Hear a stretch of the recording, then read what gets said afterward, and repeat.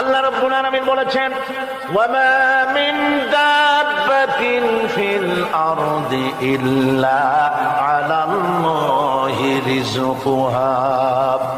এই পৃথিবীর বুকে এমন কোন বিচরণশীল জীব নাই যে জীবের রিজকের দায়িত্ব আমি আল্লাহ আমার নিজ হাতে গ্রহণ করি নাই। সব জীবের রিজকের চাবি আমার হাতে। কার হাতে? তাহলে ভয়টা কিসের? আপনার একটা পেট, তাই নিয়ে এত চিন্তা। অথচ এই পৃথিবীতে আল্লাহ পাক বলেন অসংখ্য প্রাণী আছে যাদের কোনো সঞ্চয় নাই। শকুন, শকুনের মরা গরু অনেকগুলি ব্যাংকে জমা আছে নাকি? কবে কোথায় একটা মরা গরু পাইছে আর খোঁজ নাই, খবর নাই। ওগুলা কি না খাইয়া মরতে দেখছেন রাস্তায় পথে ঘাটে? সুবহানাল্লাহ। অসংখ্য প্রাণী এভাবে দুনিয়া আছে।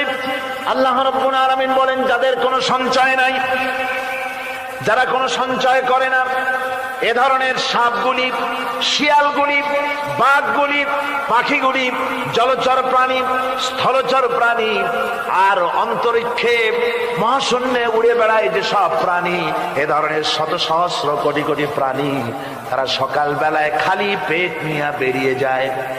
খালি পেট নিয়ে সকাল বেলায় বেরিয়ে গেল, আবার সন্ধ্যায় যখন বাসায় ফেরে সমস্ত প্রাণীগুলির পেট আল্লাহ রাব্বুল আলামিন ভরে দেন। সুবহানাল্লাহ। একটা প্রাণীও খালি পেটে বাড়ি ফেরে না। সুবহানাল্লাহ, সুবহানাল্লাহ। অথচ তাদের কিন্তু জন্ম নিয়ন্ত্রণের ব্যবস্থাও নাই। জঙ্গলে যত প্রাণী আছে তারা কি কোনদিন মিছিল করে এসে বলেছে বাংলাদেশ সরকার আমাদের জঙ্গলের মধ্যে কোনো খোঁজ খবর তো আপনারা রাখেন না, এখানে বাচ্চা কাচ্চা বেশি হইতেছে আর খাওয়াইতে পারি না, এবার কিছু পরিবার পরিকল্পনার ওষুধপত্র পাঠান? কোনদিন বলেছে? বলে নাই, বলবেও না। কে খাওয়ায়? আল্লাহ পাক খাওয়ায়। আল্লাহ পাক খাওয়ায়। সুতরাং আল্লাহ রাব্বুল আলামিন রিজকের মালিক, একথা বিশ্বাস করতে হবে। সেই বিশ্বাসের অর্থ এই নয় যে আপনি চুপ করে বসে থাকবেন আর ফেরেশতারা রান্না করে আপনারে রূপচাঁদা মাছ খাওয়াই দিয়ে যাবে, এরকম বিশ্বাস করতে হবে, কাজ করতে হবে। এর ফলে আল্লাহ রাব্বুল আলামিন রিজকের ব্যবস্থা করবেন। ঈমান আনার পর প্রথম যে কোয়ালিটিটা হবে সেই কোয়ালিটি হচ্ছে পার্সোনালিটি, আত্মসম্ভ্রম, আত্মমর্যাদা। দুনিয়ায় কারো সামনে মাথা সে নত করবে না, মাথা নত করবে কেবলমাত্র আল্লাহর কাছে। সে বিশ্বাস করবে খাইরিহি ওয়া শাররিহি মিনাল্লাহি তাআলা, ভালো মন্দ সব কার কাছ থেকে হয়? আল্লাহর কাছ থেকে হয়। সে কিছুতেই বিশ্বাস করবে না যে কোনো মাজারের কাছে গেলে, কবরের কাছে গেলে আমার তকদির পাল্টে যাবে। কোনো মোমেন তা বিশ্বাস করবে না। কথা বুঝতে পেরেছে? ভালো করার মন্দ করার সত্তা মালিক আল্লাহ সুবহানাহু ওয়া তাআলা। এরপরে দুই নম্বরের যে কোয়ালিটি সৃষ্টি হবে মুমিনের মধ্যে ঈমান আনার পর, সে গুণটা হচ্ছে সে বিনয়ী হবে। বিনয়, বিনম্রতা আর এক বৈশিষ্ট্য। বিনয় এবং বিনম্রতার বৈশিষ্ট্য হবে। তার কারণ হচ্ছে ঈমান আনার পরে সে জানতে পেরেছে আল্লাহ রাব্বুল আলামিনের কর্তৃত্ব থেকে বেরিয়ে আসার ক্ষমতা কারো নাই। অহংকার করে যাব কোথায়? আস্ফালন করে যাব কোথায়? আল্লাহর রাজত্বের বাইরে, আল্লাহর ক্ষমতার বাইরে যাওয়ার ক্ষমতা তো কারোই নাই। সুতরাং অহংকার তার মধ্যে জায়গা পাবে না। আল্লাহ পাক দুনিয়ার সমস্ত মানুষের জিনকে পরিষ্কার করে বলেছেন, ইয়া মাশারাল জিন্নি ওয়াল ইনস ইন ইসতাতা'তুম আন তানফুযু মিন আকতারিস সামাওয়াতি ওয়াল আরদ فانفذوا لا تنفذون إلا بسلطان। হে পৃথিবীর মানুষেরা আর জেনেরা, যদি সম্ভব হয় আমার আকাশের নিচের থেকে, জমিনের উপর থেকে বেরিয়ে যা।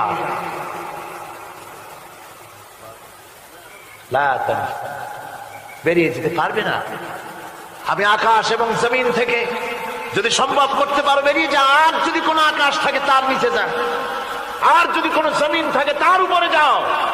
এমন দেশ যদি পাও যেখানে আমার আলো ছাড়া কোনো আলো আছে, আমার বাতাস ছাড়া কোনো বাতাস আছে, আমার চাঁদ সূর্য ছাড়া কোনো চাঁদ সূর্য আছে, যাও সেখানে।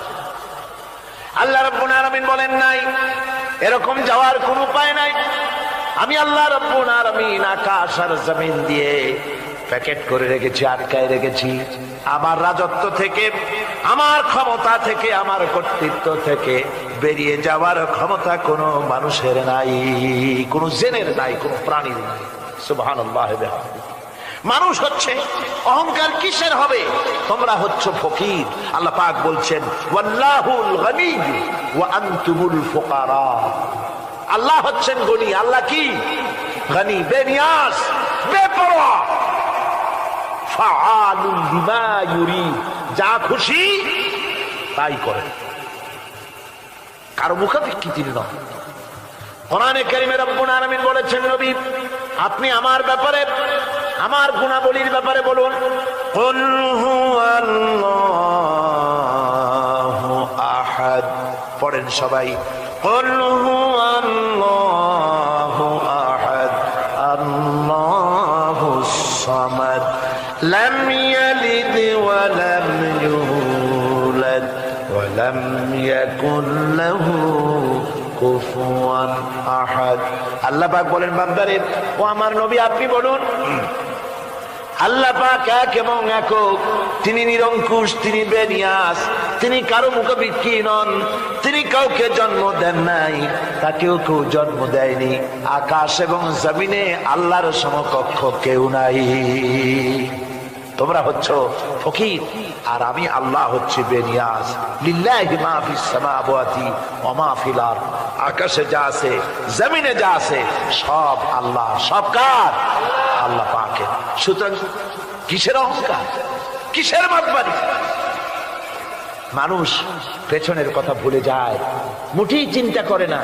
একটু আগে যারা ক্ষমতায় ছিল আজকে তারা ক্ষমতা হারা, আজকে যারা ক্ষমতায় এলো তারা আবার ক্ষমতা মস্তদে বসে দুনিয়ার সব বিপদাপদ ভুলে যায়। কি করে আরো বেশি লুটপাট করা যায়, আরো বেশি মানুষকে শোষণ করা যায়, মানুষ এই চিন্তাই করে। অহংকারে, ক্ষমতার দর্পে ফেটে পড়ে, চিন্তা করে না পেছনের কথা। আল্লাহ রাব্বুল আলামিন বলেন যারা নাকি মুমিন বান্দাদের বিনয় এবং বিনম্রতা তাদের মধ্যে সৃষ্টি হয়ে যাবে, তার কারণ হলো আল্লাহ পাক বলেছেন ওয়ালা তামশি ফিল আরদি মারহান ইন্নাকা লান তাখরিকাল আরদা ওয়া লান তাবলুগাল জিবালা তুলা। ওয়ালা তামশি ফিল আরদি মারহান, আমার জমিনের উপরে অহংকার করে পা ফেলো না। তুমি কি পারবে অহংকার করে আমার জমিনটাকে ফাটাই দিতে? কি বলেন, পারা যাবে? অহংকার করে জমিনের উপরে লাথি মারেন জোরে, জমিন ফাটবে? ফাটবে না, আপনার পা ছিঁড়ে যাবে। আপনি কি পারবেন অহংকার করে পাহাড়ের উচ্চতা লাফ দিয়ে ছাড়াই যেতে পারবেন? তাও পারবেন। সুতরাং আল্লাহ পাকের উপরে ঈমান আনলে পরে তাদের মাথা এভাবে নত হয়ে যায়, অহংকার তাদের মধ্যে জায়গা পায় না। অহংকার কিসের? কিসের অহংকার তোমার? মানুষ তার জন্মের কথা, কোরআনে কারীম বলে মানুষ কি তার জন্মের কথা স্মরণ করে না? তোমার তো এমন অবস্থা ছিল দুনিয়ায় উল্লেখযোগ্য বিষয়বস্তু হিসাবে তুমি পরিগণিত ছিলে না। তুমি হচ্ছ, তোমার জন্মের উৎস কথা হচ্ছে এক ফোঁটা নাপাক পানি, এমন নাপাক পানি যা শরীর থেকে নির্গত হলে পরে গোসল করা ওয়াজিব হয়ে যায়। এমন এক ফোঁটা নাপাক পানি যার জন্মের উৎস, তার আবার অহংকার কিসের? পৃথিবীতে অহংকার যারাই করলো আল্লাহ পাক তাদেরকে ভালো করে দেখায় দিলেন। নমরুদকে দেখায়ছেন, ফেরাউনকে দেখায়ছেন, যুগের ছোট ছোট নমরুদ ফেরাউন যেখানে যেখানে খুঁজে খুঁজে ফেরাউন হয়েছে আল্লাহ সকলকেই দেখিয়ে দিয়েছেন। দেন নাই? দেখিয়ে দিয়েছেন। সুতরাং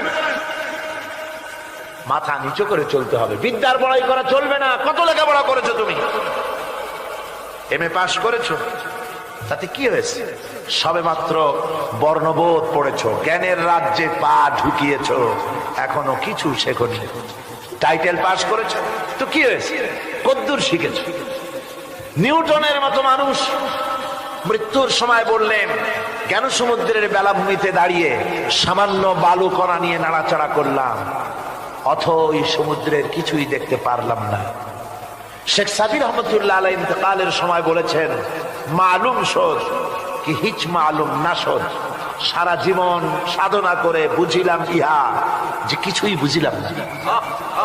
এগুলি হচ্ছে জ্ঞানীদের কথা। আর কোন রকম ইউনিভার্সিটির বারান্দা দিয়ে 3-4 দিন হাঁটছে, কয় যে সব বুঝি। কি বুঝছো? দেয়ার ইজ নো গড, স্রষ্টা বলতে কেউ নেই। পাগল কি আর গাছে ধরে মিয়া? সুতরাং বিদ্যার বড়াই চলবে না, স্বাস্থ্যের বড়াই চলবে না, অর্থের বড়াই চলবে না। অর্থের বড়াই করবে, কত অর্থ তোমার হয়েছে, আল্লাহ যদি ইচ্ছে করেন ব্রেনের মধ্যে, মগজের মধ্যে এমন টিউমার করে দিবেন, মগজের মধ্যে এমন ক্যান্সার করে দেবেন, হার্টের ভিতরে এমন ক্যান্সার লাগাই দিবেন, 14 গোষ্ঠী বিক্রি করলে ঔষধের পয়সা হবে না। পারবে কিনা আল্লাহ কর, জোরে বলবেন পারবেন কিনা? এমন বহুত অসুখ আছে ডাক্তাররা বোঝেই না ঔষধ দেবে কি, কি রোগ ডাক্তাররাই বোঝেন। এগুলি ইংল্যান্ড এবং আমেরিকায় যখন যাই, সেখানে বহুত লোক দোয়া নিতে আসে, কয় যে হুজুর দোয়া করেন, দীর্ঘদিন পর্যন্ত রোগে ভুগতেছি। কি রোগ? অমুক রোগ। তাই এখানে এত মডার্ন মেডিকেল সায়েন্স এত উন্নত হয়েছে, ডাক্তাররা কি কয়? কয় ডাক্তাররা ব্লাড, স্টুল, ইউরিন, কুষ্ঠশুদ্ধার টেস্ট করিয়া কয় যে বুঝি না কি হয়েছে। সুতরাং মুমিন বান্দা যারা আল্লাহর দ্বীনকে কবুল করবে, কালেমা পড়বে, তার অন্যতম একটি কোয়ালিটি হচ্ছে সে বিনয়ী, বিনম্র হবে। সুবহানাল্লাহ পড়ে। অহংকার তার মধ্যে জায়গা পায়। আমার বন্ধু, মনে পড়ছে সেই দার্শনিকের কথা। একজন দার্শনিক নৌকায় চড়ে যাচ্ছে কোথাও, তো নৌকায় চড়ে যাচ্ছে, দার্শনিক একা, মাঝি নৌকা বাঁধছে। দার্শনিক মানুষ তো, মাথার মধ্যে দর্শন গিজগিজ গিজগিজ করছে, কথা বলার লোক পায় না। এখন মাঝির সাথেই কথা বলার সিদ্ধান্ত নিল। শেষ পর্যন্ত বলল, রে মাঝি, কত বছর নৌকা চালাও? তা তো বহুত বছর, জীবনটাই কাটাই দিলাম। তা ভূগোল চেনো? ভূগোল কখনো দেখেছো? কই যে না, ভূগোল আমি দেখবো কোথাতে, আমি হলাম গরিব মানুষ, এগুলি ধনীদের কাম, তারা হয়তো খায় টায়, আমি ভূগোল দেখিও নাই, খাইও নাই। বলে আশ্চর্য কথা, ভূগোল মানুষে খায় নাকি? জীবনটা তো চাইরে নেই, নষ্ট করে ফেলাইছে। মাঝি দাঁতগুলো বাইর করে দিয়ে বলতেছে, স্যার হইতেও পারে। কিছুক্ষণ পর দার্শনিক বলছে, এই বেটা, দর্শন বোঝো? স্যার খামোখাই শরম দিচ্ছেন, এ সমস্ত বড় লোকের খাবার, ওগুলি আমার সামনে বলে লাভটা কি? আমরা গরিব মানুষ, এগুলি আমরা কোনোদিন দেখিও নাই, খাইও নাই। দার্শনিক বলছে, বেটা বেওকুফ, দর্শন মানুষে বুঝি খায়? তোর জীবন আটা নাই, মিশা। মাঝি কয়, হইতেও পারে। এবার দার্শনিক বলছে, এই বেটা, কিছুই তো জানো না, খালি দাব বাই করো, ইতিহাস চেনো? মাঝি বলছেন, স্যার, এইবার একটা কথা বলছেন যেটার সাথে কিছুটার মিল আছে, আমি খাইছি। সেটা হচ্ছে, বাপ গরিব ছিলেন, কিন্তু মাঝে মধ্যে শীতের মৌসুমে পাতিহাঁস জবাই করে আমরা খাইতাম, আর বিবাহের সময় শ্বশুর বাড়ির রাজহাঁস জবাই করে খাওয়াইছিল, কিন্তু ইতিহাস তো খাই নাই, ওইটা কোথায় পাওয়া যায়? দার্শনিক বলছে, বেকুব বেটা, ইতিহাস আর পাতিহাঁস বুঝি এক? তোর জীবন তো বারো নাই, মিছা। মাঝি কয়, হইতেও পারে। কিছুক্ষণ পর উত্তর দিকে কালো মেঘ উঠেছে, আকাশ থমথমে ভাব, নদীর ভিতরে তুফান সৃষ্টি হয়েছে। মাঝি বলছে, স্যার সাঁতার জানেন? কয় যে না মাঝি, সাঁতার তো জানি না। মাঝি কয়, স্যার ভূগোল, দর্শন, ইতিহাস 3 সাবজেক্টে আমার জীবন 12 আনা মিছা, এখন তো দেখি এক সাবজেক্টে 16 আনাই মিছা আপনার। আমার তো চারেনা আছে, 12 না ফেল চারেনা তো আছে, ওই চারেনা দিয়ে আমি সাতরাইয়া কেনারায় উঠে যাব, আর ইতিহাস দর্শন পাতিয়াস খাইয়া ডুবে মরমিয়া। এবার দার্শনিক বলছে, আরে মাঝি, মানুষকে এরকম নৌকো ডুবে মরে নাকি? কয় মরে না। আমার বাপ এই নৌকার মাঝি ছিল, তারপরে এই নৌকা বাইতে বাইতে আমার বাপ এই নৌকার মধ্যে মরছে ডুবে। আচ্ছা, তোমার দাদা? আমার দাদাও মাঝি ছিল, এই নৌকা বাইতে গিয়ে সেও মরছে। তোমার নানা? আমার নানাও এরকম নৌকা বাইয়া এরকম মাঝি হয়ে মরছে। দার্শনিক কয়, তুমি তো দারুণ বেহায়া, যে নৌকায় তোমার বাপ মরলো, দাদা মরলো, সেই ব্যবসা তুমি ছাড়তে পারো না, তুমি তো দারুণ বেহায়া। মাঝিরও বুদ্ধি কম না। মাঝি কয় যে, স্যার আপনার বাপ জিন্দা আছেন? কয় না, মারা গেছেন। কোথায় মরছে? ঘরের মধ্যে খাটের উপরে চিত হইয়া আরামসে মারা গেছেন। আপনার দাদা? বলে তিনিও ঘরের মধ্যে বাস, ওইখানে ঘরের মধ্যেই মারা গেছেন খাটের উপরে। আপনার নানা? উনিও ঘরের মধ্যে চিত হয়ে আরামসে মারা গেছেন। মাঝি কয় যে, আপনিও তো বেশরম কম না, যে ঘরের মধ্যে আপনার দাদা মরলো, নানা মরলো, বুঝতে মরলো, সেই ঘরটা তো এখন আপনি সারতে পারেন নাই। এর দ্বারা মাঝি বুঝাইতে চাইল এই কথা, দার্শনিক সাহেব, মৃত্যুর জন্য সময় হলো আসল কথা। সময় যখন এসে যাবে, সে যে জায়গায় হোক, মৃত্যু তাকে ছাড়বে না। মৃত্যু যখন আসবে, জায়গায় পৌঁছতে হবে, আর সময় যখন আসবে, এক মুহূর্ত আগে পিছু করা হবে না। মউত আসার সাথে সাথে আজরাইল তার সামনে এসে যাবে, এক মুহূর্ত বাঁচতে পারবে না। সুতরাং মুমিন ব্যক্তি, তার দিলের মধ্যে মৃত্যু সম্পর্কে কোন ধরনের ওই ধরনের চিন্তা থাকবে না, পরান্ডা নিয়ে কোন রকম নিবাসী এরকমের চিন্তা থাকবে না। জীবন আল্লাহ দিয়েছেন, আল্লাহ নিবেন, সময় আসলে এক মুহূর্ত দেরি করা হবে না। সুতরাং সেই জীবনটা যিনি দিয়েছেন, তার রাস্তায় যাওয়ার জন্যই সে তৈরি থাকবে। এটা হলো মুমিনের কোয়ালিটি। আমার বন্ধুগণ, এরপরে মুমিনদের ভিতরে আরেকটা জিনিস হবে, সেটা হচ্ছে মাছে তারে গিলে ফেলে দিল। হতাশায় তিনি হার্ট ফেল করেন নাই। মাছের পেটের মধ্যে যদি কেউ চলে যায়, বেরিয়ে যাওয়ার জন্য কোনো ব্যাকডোর আছে নাকি? কোন পালাবার কোন রাস্তা আছে? মাছের পেটের জানালা দরজা আছে? কিছুই নেই। তিনি হতাশ হলেন না। মাছের পেটের ভেতরে বসে হযরত ইউনূস আলাইহিস সালাম বুক ভরা আশা নিয়ে আল্লাহর দরবারে তিনি ঘোষণা করলেন, লা ইলাহা ইল্লা আনতা সুবহানাকা ইন্নী কুনতু মিনাজ জালিমিন। পড়েন না সবাই, লা ইলাহা ইল্লা আনতা সুবহানাকা ইন্নী কুনতু মিনাজ জালিমিন। হযরত ইউনূস আলাইহিস সালাম বলেন, আল্লাহ তুমি ছাড়া কোনো ইলাহ নাই, তোমার পবিত্রতা ঘোষণা করছি, আমি জালিমদের অন্তর্ভুক্ত হয়ে গেছি। তিনি যখন চিল্লাচ্ছিলেন, মাছের পেটের ভিতরে বসে যখন কাতরুক্তি করতেছিলেন, আল্লাহ বুঝি তখন শোনেন নাই সে কথা? কি বলেন? আল্লাহ বুঝি তখন তন্দ্রায় বা নিদ্রায় ছিলেন না? আল্লাহ পাক কি ঘুমান? তন্দ্রায় যান? লা তাখুযুহু সিনাতুন ওয়ালা নাওম। আল্লাহ রাব্বুল আলামিন বলেন, কোন তন্দ্রা বা নিদ্রা আল্লাহ রাব্বুল আলামিনকে স্পর্শ করে না। হযরত ইউনূস আলাইহিস সালাম যখন মাছের পেটের ভিতরে বসে চিৎকার মারলেন, আল্লাহ পাক বলেন, ইউনূস রে, তোমার ওই ডাক কেউ শোনে নাই। দুনিয়ার কোন রাজা বাদশাহ শোনে নাই, দুনিয়ার কোন বন্ধু বান্ধব তোমার শোনে নাই, কিন্তু আমি তোমার আরশের মালিক, আমি রব্বুল আলামিন শুনেছি। শুধু শুনি নাই, সঙ্গে সঙ্গে জবাব দিয়ে দিয়েছি। ফাস্তাজাবনা লাহু ওয়া নাজ্জাইনাহু মিনাল গাম্মি। পড়েন, ফাস্তাজাবনা লাহু ওয়া নাজ্জাইনাহু মিনাল গাম্মি ওয়াকাযালিকা নুনজিল মুমিনিন। আল্লাহ পাক বলেন, আমি জবাব দিলাম। মাছের পেটের ভিতরে বেদনা শুরু হয়ে গেল, মাছ আর তলদেশে শুয়ে থাকতে পারলো না, সাঁতরাতে পারলো না, মাছ ভেসে উঠলো উপরে। পেটের যন্ত্রণায় মাছ কিনারায় চলে এসে বমি করে দিতে পারলে যেন বাঁচি, এই অবস্থা মাছের হলো। কিনারায় চলে এলো, বমি করে ইউনূস আলাইহিস সালামকে ফেলে দিল, মাছও বাঁচলো, ইউনূস আলাইহিস সালামও বাঁচলো। আল্লাহ রাব্বুল আলামিন বলেন, মুমিনেরা শোনো, শুধু ইউনূসকে নয়, ওয়া কাযালিকা নুজিল মুমিনিন, এইভাবে করে মুমিন বান্দারা যদি আমাকে ডাকে, আমার কাছে যদি হাত ফাইলায়, আমি আল্লাহ রাব্বুল আলামিন মুমিনদের এভাবে বিপদ মুক্ত করে দেই।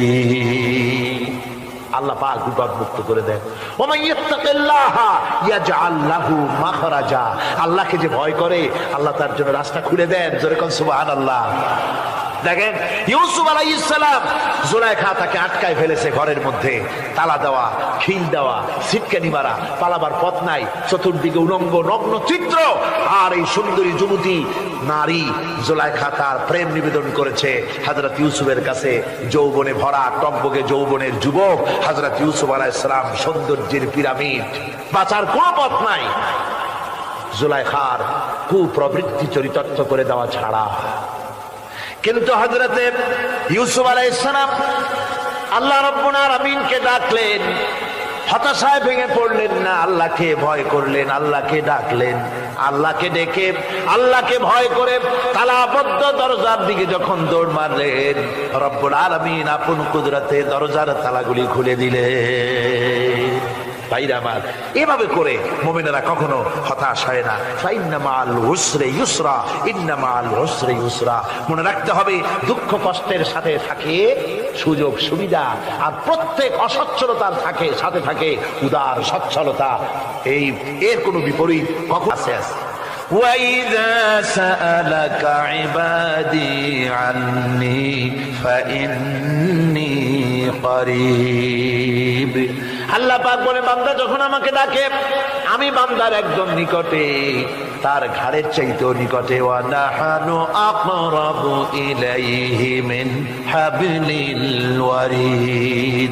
আমি আমার বান্দার সারা যে রগের উপরে তার মাথা, এর থেকেও আমি আমার বান্দার বেশি নিকটে। সুবহানাল্লাহ পড়ে। আমি তোমার কাছে, আমার কাছে মাপ চাও, যত বড় গুনাহ হোক। ওয়া ক্বালা রাব্বুকুম উদউনি আস্তাজিব লাকুম। তোমার প্রভু তোমাকে ডেকে বলেছে, আমাকে ডাকো, আমি মাফ করে দেবো। সুবহানাল্লাহ। কত বড় কথা, আমাকে ডাকো, নিরাশ হয়েও না, হতাশ হয়েও না। আল্লাহর গজব বেশি না রহমত বেশি? আল্লাহর রহমত বেশি।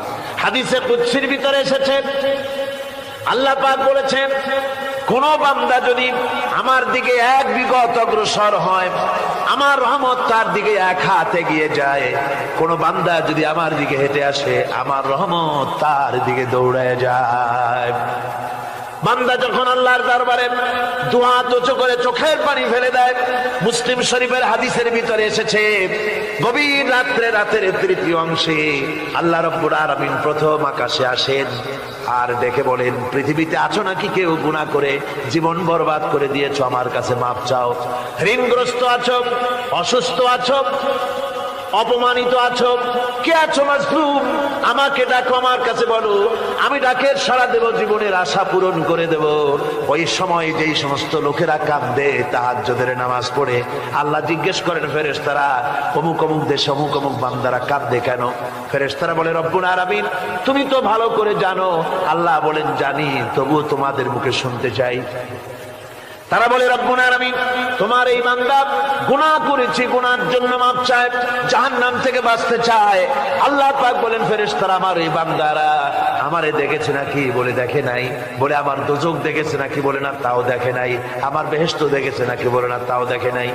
আল্লাহ পাক বলেন, ফেরেশতারা সাক্ষী থাকো, ওরা আমাকে দেখে নাই, আমার বেহেশত দোজখ কিছুই দেখে নাই, শুধুমাত্র আমার নবীর কথা, আমার কোরআনের কথা বিশ্বাস করে আরামের ঘুমকে হারাম করে যেভাবে তারা কাঁদতেছে, সাক্ষী থেকে যাও ফেরেশতারা, আমার রহমতের দরিয়ায় জোশ মেরেছে, আমার ওই ক্রন্দনরত বান্দাগুলিকে আমি আল্লাহ মাফ করে দিলাম।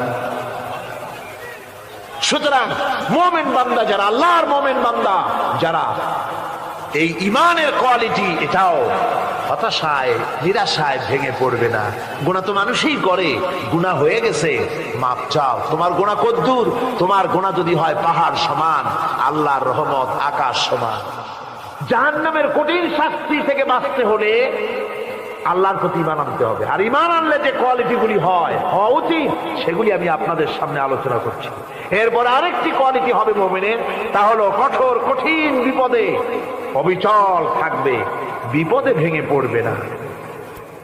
বিপদ আপদ, শত্রুতা, ক্ষয় ক্ষতি যা কিছু হয় সবই আল্লাহর পক্ষ থেকে, এটা মেনে নিতে হবে এবং ধৈর্য ধারণ করতে হবে। বিপদ মুসিবত শুধু উম্মতের জন্য নয়, দুনিয়ার সমস্ত নবীদের বিপদ এসেছে। হয় নাই? নবীদের বিপদ আসে নাই? কোরআনে কারীম থেকে শুনুন, আল্লাহ রাব্বুল আলামিন বলেন, ওয়া কাযালিকা জাআলনা লিকুল্লি নাবিয়্যিন আদুওয়াম মিনাল মুজরিমিন। আল্লাহ পাক বলেন, এমনি করে আমি সকল নবীদের শত্রু বানিয়ে দিয়েছি সব পাপিষ্ঠ আর অপরাধ প্রবণ লোকদেরকে। প্রত্যেক যুগে নবীদের শত্রু ছিল, প্রত্যেক যুগে নবীদের কি ছিল? শত্রু ছিল। সে শত্রু কারা ছিল? আল্লাহ পাক বলছেন নবীদের শত্রু ছিল পাপিষ্ঠ আর অপরাধ প্রবণ লোক, এরাই ছিল নবীদের দুশমন। রাসূলগণের অবস্থা যদি এই হয়, তাহলে তার উম্মত, ওই দিনের ধারক বাহক যারা, তাদের বুঝি বিপদ আপদ হবে না? নাকি হবে কিনা? তো ইসলামের বিরোধিতা যারা করে, কোরআনের পরিভাষায় বলা হয়েছে ইসলামের দুশমন, নবীদের দুশমন। দুনিয়ার সব পাপিষ্ঠ আর অপরাধ প্রবণ লোকেরাই ইসলামের দুশমন হয়, নবীদের দুশমন হয়। আজও দেখেন, আজও তাকিয়ে দেখেন, ইসলামী আন্দোলনের বিরোধিতা যারা করে তারা পাপিষ্ঠ চরিত্রের কিনা তাকায় দেখেন, খুঁজে দেখেন, সর্বত্র খুঁজে দেখুন, খুঁজে দেখুন। যারা ইসলামী আন্দোলনের বিরোধিতা করে, যারা ইসলামকে মিটিয়ে দেওয়ার চেষ্টা করতেছে, যারা ইসলামকে মৌলবাদ বলে, ইসলামকে সাম্প্রদায়িক বলে, কোরআনে কারীমের কথা কত স্পষ্ট যে নবীদের দুশমন হয়, ইসলামের দুশমন হয় মুজরিম লোকেরা, অপরাধ প্রবণ আর পাপিষ্ঠ লোকেরা। আজও আমরা দেখতে পাই এই শ্রেণীর লোকেরা পাপিষ্ঠ এবং সবচেয়ে সমাজের নিকৃষ্ট ধরনের চরিত্রহীন লোক। নামাজ নাই। আপনি খুঁজে দেখেন ইসলামী আন্দোলনের বিরোধিতা যারা করছে, যারা নেতৃত্ব দিচ্ছে, নামাজ নাই, রোজা নাই, চরিত্র নাই, হজ নাই, যাকাত নাই, মদ, জুয়া, জেনা, ব্যভিচার ইত্যাদিতে লিপ্ত। চেহারা দেখলে ছেলেপেলেরা 2 গ্লাস পানি খায় ভর ছোট। কথা ঠিক কিনা কর? এই হলো অবস্থা। মারে কেন? মুমিনদেরকে, পয়গম্বরদেরকে, সাহাবীদেরকে এবং ঈমানদারদেরকে মারে কেন? তার কারণ হচ্ছে আল্লাহ রাব্বুল আলামিন বলেছেন, ওয়া মা নাকামু মিনহুম ইল্লা আইয়ুমিনু বিল্লাহিল আজিজিল হামিদ। কাফিররা ঈমানদার লোকদেরকে অন্য কোন অপরাধী নির্যাতন চালায় না, নির্যাতন চালায় শুধু এই কারণে যেহেতু মুমিন লোকেরা পরাক্রমশালী, আল্লাহ রাব্বুল আলামিনের দ্বীনকে কায়েম করতে চায়, তার উপরে ঈমান এনেছে, এই কারণেই তারা মারে। ঠিক কিনা কর? যুগে যুগে নবীদের উপরে, সাহাবীদের উপরে যে অত্যাচার হয়েছে, সে অত্যাচার এই কারণেই হয়েছে, অন্য কোনো কারণে নয়। এই কঠিন বিপদে অবিচলতা এবং ধৈর্যের দৃষ্টান্ত নবীগণ পেশ করেছেন পৃথিবীর বুকে। আমরা দেখেছি ইব্রাহিম আলাইহিস সালামকে আগুনে ফালানো হয়েছে, আছে না কোরআন শরীফে? আমি কিন্তু গল্প করতেছি না, সব কোরআনের কথা। কিসের কথা? ইব্রাহিম আলাইহিস সালামকে আগুনে ফালানো হচ্ছে। অপরাধ কি? অপরাধ হচ্ছে হযরত ইব্রাহিম আলাইহিস সালাম দাওয়াত দিয়েছেন, লা ইলাহা ইল্লাল্লাহ। জোরে পড়েন, লা ইলাহা ইল্লাল্লাহ, লা ইলাহা, লা ইলাহা ইল্লাল্লাহ মুহাম্মাদুর রাসূলুল্লাহ। হযরত ইব্রাহিম আলাইহিস সালাম দ্বীনের দাওয়াত দিয়েছেন, এক আল্লাহর দাওয়াত দিয়েছেন, ঈমানের দাওয়াত দিয়েছেন। আর কোন অপরাধ ছিল না। নমরুদ সহ্য করতে পারলো না। কোরআনে কারীমের মধ্যে সব কথাগুলি আল্লাহ পাক এই জন্য বিধৃত করেছেন, এই জন্য কোরআনে কারীমের মধ্যে সব কথা উঠায় দিয়েছেন, যাতে করে মুমিনেরা বিপদ আসলে পরে যেন ঘাবড়ে না যায়। ইব্রাহিম আলাইহিস সালামকে আগুনে ফেলানো হচ্ছে। ফেরেশতা বলছে, ইব্রাহিম তোমারে আগুনে ফেলায় দাও হতেছে, আমার কাছে সাহায্য চাও, আমার কাছে ক্ষমতা আছে, আগুনগুলো উঠাইয়া নমরুদের বংশ জ্বালায় দেব। হযরত ইব্রাহিম ফেরেশতার কাছে সাহায্য চাইছিলেন নাকি? তিনি বললেন, ফেরেশতা তোমার কাছে সাহায্য কেন চাইব? আমি তো এমন কোন অন্ধ আল্লাহর ইবাদত করি না যেই অন্ধ স্রষ্টা তার গোলামের দুঃখ দুর্দশা না দেখেন। আমি তোমার কাছে সাহায্য চাইব না। হযরত ইব্রাহিম আলাইহিস সালাম পাশ করলেন। কি বলেন, পাশ করছেন না? ঈমানের পরীক্ষায় পাশ। আগুনের মধ্যে হযরত ইব্রাহিমকে যখন ফেলানো হচ্ছে, রব্বুল আলামিন আগুনের প্রতি নোটিশ করে দিলেন, ইয়া নারু কুনি বারদাও ওয়া সালামান আলা ইব্রাহিম। আগুন আমার ইব্রাহিমের জন্য শান্তিদায়ক, ঠান্ডা হয়ে যা। এখন কি আর আগুনের বাপের ক্ষমতা আছে ইব্রাহিমের পোড়ানো? আর ক্ষমতা নাই। আমার বন্ধুগণ, ইব্রাহিম আগুনের ভিতরে আরামে বসা আছেন, আর ওদিকে নমরুদ বসে বসে দেখতেছে দূর থেকে। ইব্রাহিম তো জ্বলে না, গায়ের মধ্যে আগুন জ্বলে গেল। ডাক দিয়া কয়, আগুন তোর হলো কি? কেন জ্বালাইতে পারিস না আমার দুশ্মন রে? হলোটা কি তোর? তোর কি জ্বালানো শক্তি বন্ধ হয়ে গেল নাকি? আগুনের ভিতর থেকে জবাব এলো, নমরুদ রে, আমার ভিতরে জ্বালানো শক্তি আছে কি নাই যদি প্রমাণ করতে চাও, টেস্ট করতে চাও, তুই নিজে আয়, তোরে শুদ্ধ তামাম দুনিয়া জ্বালাই দিতে পারি, ইব্রাহিমের এক গাছা পশমও জ্বালাই দিতে পারি না। তার কারণ হচ্ছে আমি হচ্ছি মাখলুক, আল্লাহ হচ্ছেন খালিক। আল্লাহ আমাকে বলেছেন না জ্বালাতে, তুমি 1000 বার বললেও আমি ইব্রাহিমকে জ্বালাইতে পারবো না।